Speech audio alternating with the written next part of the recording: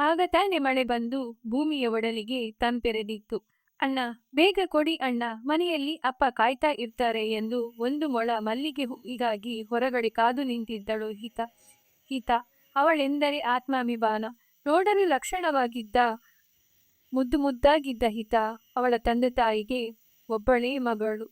ಹಿತ ಅವಳ ಅಪ್ಪನ ಆಸೆಯಂತೆ ಪದವೀಧರೆ ಕೋರ್ಸ್ ಮುಗಿಸಿ ಟೀಚರ್ ಟ್ರೈನಿಂಗ್ ಪಡೆದು ಸರ್ಕಾರಿ ಶಾಲೆಯಲ್ಲಿ ಕೆಲಸ ಗಿಟ್ಟಿಸಿಕೊಂಡಿದ್ದಳು. ಹುಟ್ಟು ಶ್ರೀಮಂತೆಯಲ್ಲದಿದ್ದರೂ ತಾನು ದುಡಿದ ಹಣದಿಂದ ಮನೆಯನ್ನು ಸುಧಾರಿಸುತ್ತಿದ್ದಳು. ಟ್ರಿನ್ ಎಂದು ಮೊಬೈಲ್ ರಿಂಗಣಿಸಿತ್ತು. ಅಪ್ಪ ಬರ್ತಾ ಇದ್ದೇನೆ, 5 ನಿಮಿಷ ಎಂದು ಮೊಬೈಲ್ ಫೋನನ್ನು ಬ್ಯಾಗಿಗೆ ಹಾಕಿ ಮನೆ ಕಡೆ ಹೆಜ್ಜೆ ಹಾಕಿದಳು ಹಿತ. ಅಪ್ಪ ಅಮ್ಮನೊಂದಿಗೆ ಮನೋ ಉಲ್ಲಾಸದಿಂದ ಆ ದಿನ ಕಳೆದದ್ದೇ ಗೊತ್ತಾಗಲಿಲ್ಲ. ಮರುದಿನ ಬೆಳಗ್ಗೆ ಅವಳ ಮೈಗೊಪ್ಪುವ ನೀಲಿ ಬಣ್ಣದ ಸೀರೆ ಹಾಗೂ ಇಳಿಬಿಟ್ಟ ಆ ನೀಲ ಕೂದಲು, ಆ ಪುಟ್ಟ ಹಣೆಬೊಟ್ಟು ಅವಳ ಸೌಂದರ್ಯವನ್ನು ಇಮ್ಮಡಿಗೊಳಿಸಿತ್ತು. ಹೀಗೆ ನಡೆದು ಕಾಲುದಾರಿಯಲ್ಲಿ ನಡೆದು ಬರುತ್ತಿದ್ದಾಗ ರೊಪ್ಪನೆ ಒಂದು ಬೈಕ್ ಬಂದು ಅವಳ ಬಳಿಗೆ ನಿಂತಿತ್ತು. ಒಮ್ಮೆಲೆ ಹೆದರಿ ತಲೆ ಎತ್ತಿ ನೋಡಿದಳು ಹಿತ. ಏನ್ರಿ ಮೇಡಮ್, ಇಷ್ಟೊಂದು ಚೆನ್ನಾಗಿ ರೆಡಿಯಾಗಿ ಬಂದಿದ್ದೀರಿ, ಈ ಕೆಂಪು ರೋಸನ್ನು ಇಟ್ಟುಕೊಂಡರೆ ಇನ್ನೂ ಲಕ್ಷಣವಾಗಿ ಕಾಣುತ್ತೀರಿ ಎಂದನು. ನೋ ಸರ್, ನನಗೇನು ಬೇಡ ಎಂದು ನಡೆಯಲು ಯತ್ನಿಸಿದಳು. Okay, no problem.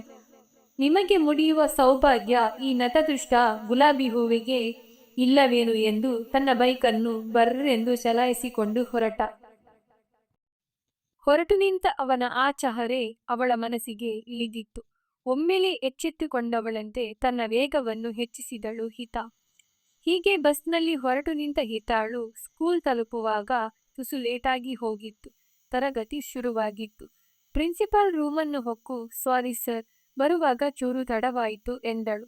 ಪರವಾಗಿಲ್ಲ ಮೇಡಮ್, ನಿಮ್ಮ ಕ್ಲಾಸನ್ನು ಹೊಸ ಜಾಯಿನ್ ಆದ ರಾಜೀವ್ ಅವರು ತೆಗೊಂಡಿದ್ದಾರೆ ಎಂದಾಗ ದಂಗಾಗಿ ಅವರ ಮುಖವನ್ನು ನೋಡಿದಳು. ಅವಳ ಕ್ಲಾಸಿನ ಕಡೆ ಹೆಜ್ಜೆ ಇಟ್ಟಾಗ ಆ ಕಿಟಕಿಯ ಮರೆಯಲ್ಲಿ ಕ್ಲಾಸಿಗೆ ಕಣ್ಣಾಡಿಸಿದಳು. ಮೇಜಿನ ಮೇಲೆ ಕೈಯೂರಿ ನಿಂತು ಮಕ್ಕಳನ್ನು ಕುರಿತು ಏನೋ ಹೇಳುತ್ತಿದ್ದವನನ್ನು ಕಂಡು ಬೆಚ್ಚಿ ಬಿದ್ದಳು ಹಿತ. ಅದೇ ಚಾರೆ, ಬೆಳಿಗ್ಗೆ ತನಗೆ ರೋಸ್ ಚಾಚಿದವನು, ಆ ಆಕರ್ಷಕ ಮೈಕಟ್ಟು, ಕುರುಚಲು ಗಡ್ಡ, ಆ ಮುದ್ದು ಮುಖ ಎಂಥವನ್ನಾದರೂ ಸೆಳೆಯುತ್ತಿತ್ತು. ಅವನ ನೋಟವನ್ನು ತದೇಕ ಚಿತ್ತದಿಂದ ನೋಡುತ್ತಿದ್ದಳು. ಕ್ಲಾಸ್ ಮುಗಿಸಿ ಹೊರಗಡೆಗಿಟ್ಟವನು ಹಿತ ಅಲ್ಲಿ ನಿಂತದ್ದನ್ನು ನೋಡಿ ಹಾಯ್ ಎಂದನು. ಅವಳ ಬಾಯಿಂದ ಮಾತೇ ಹೊರಡಲಿಲ್ಲ. ಸಾವರಿಸಿಕೊಂಡು ತಾವಿಲ್ಲಿ ಎಂದಳು. ನಾನು ಈ ಸ್ಕೂಲಿಗೆ ಹೊಸ ಜಾಯಿನ್. ಪ್ರಿನ್ಸಿಪಾಲ್ ಟೀಚರ್ ಇನ್ನೂ ಬಂದಿಲ್ಲ, ಕ್ಲಾಸ್ ಸ್ಟಾರ್ಟ್ ಆಯ್ತು ಅಂತ ಹೇಳ್ತಾ ಇದ್ರು. ನೋಟಿಸ್ ಬೋರ್ಡ್ನಲ್ಲಿ ನಿಮ್ಮ ಫೋಟೋ ಆ್ಯಂಡ್ ಟೈಮ್ ಟೇಬಲ್ ನೋಡ್ದೆ. ನಿಮ್ಮ ಕ್ಲಾಸ್ ಕನ್ನಡ ಕ್ಲಾಸ್ ತೆಗೊಳ್ಬೇಕು ಎನಿಸಿತು, ತೆಗೊಂಡೆ. ಯು ಕ್ಯಾರಿ ಆನ್ ಎಂದವನನ್ನು ನಿಬ್ಬೆರಗಾಗಿ ನೋಡುತ್ತಾ ನಿಂತವಳನ್ನು. ಏ ಮೇಡಮ್, ಎನಿ ಪ್ರಾಬ್ಲಮ್ ಎಂದನು. No sir. ಸರ್ ಅನ್ಬೇಡಿ, ರಾಜೀವ್ ಅನ್ನಿ. ಅವಳ ಟೆಕ್ಸ್ಟ್ ಬುಕ್ ಅವಳಿಗೆ ನೀಡಿ ಆಫೀಸಿ ರೂಮಿನ ಕಡೆ ಹೆಜ್ಜೆ ಹಾಕಿದನು. ಅವನನ್ನೇ ನಿಬ್ಬೆರಗಾಗಿ ನೋಡಿದಳು ಹಿತ. ಪ್ರತಿದಿನ ಅವನು ಮಾಡುವ ಕೆಲಸ, ಕಾರ್ಯವೈಖರಿ, ಅವನ ವ್ಯಕ್ತಿತ್ವ ಅವಳನ್ನು ಆಕರ್ಷಿಸಿತ್ತು. ಪ್ರತಿದಿನ ಏನಾದರೊಂದು ನೆಪ ಮಾಡಿಕೊಂಡು ಅವನ ಕ್ಯಾಬಿನ್ಗೆ ಹೋಗುತ್ತಿದ್ದಳು ಹಿತ.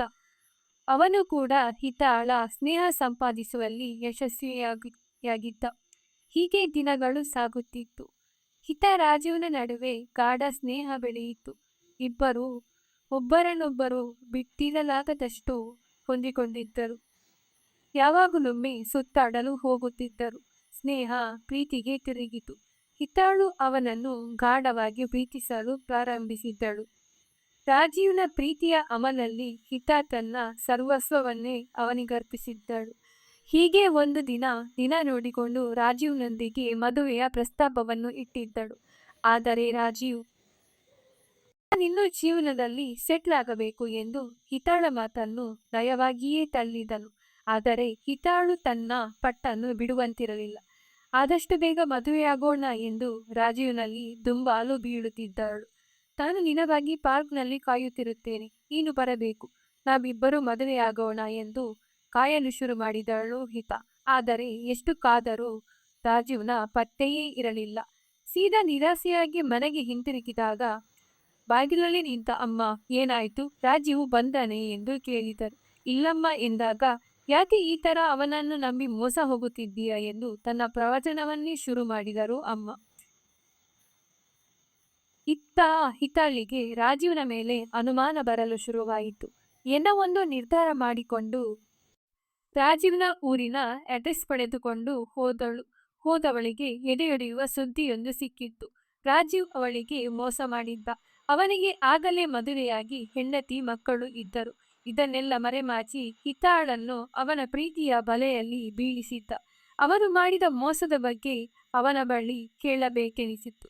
ಈ ಬಗ್ಗೆ ಅವನಲ್ಲಿ ಹೋಗಿ ಕೇಳಿದಾಗ ಹಾರಿಕೆಯ ಉತ್ತರವನ್ನು ಕೊಟ್ಟು ತಪ್ಪಿಸಿಕೊಳ್ಳಲು ಯತ್ನಿಸುತ್ತಿದ್ದ. ಪುನಃ ನಿನಗೆ ಮದುವೆಯಾಗಿದೆ ಎಂದು ಯಾಕೆ ಹೇಳಲಿಲ್ಲ ಎಂದು ಕೇಳಿದಾಗ, ನಾನು ನಿನಗೆ ಹೇಳಬೇಕು ಎಂದುಕೊಂಡಿದ್ದೆ ಎಂದು ಹೇಳಿದಾಗ ಹಿತಾಳಿಗೆ ಏನು ಮಾಡಬೇಕೆಂದು ತೋಚದಾಯಿತು. ಅತ್ತ ರಾಜೀವ್ನಲ್ಲಿ ನಂಬಿಕೊಂಡ ಒಂದು ಸಂಸಾರ, ಅದನ್ನು ಹಾಳುಗೆಡಲು ಅವಳ ಮನಸ್ಸು ಬರಲಿಲ್ಲ. ಆದ್ದರಿಂದ ಭಾರವಾದ ಮನಸ್ಸಿನಿಂದ ಸೋತ ಹೆಜ್ಜೆಯನ್ನಿಟ್ಟುಕೊಂಡು ಅಲ್ಲಿಂದ ಹೊರಟಳು. ಹೀಗೆ ಹೊರಟವಳಿಗೆ ಜೋರಾಗಿ ಕಿರುಚಿ ಅಳಬೇಕೆನಿಸಿತ್ತು. ಹತಾಶೆ ಭಾವ ತುಂಬಿ ತನ್ನ ಜೀವವನ್ನೇ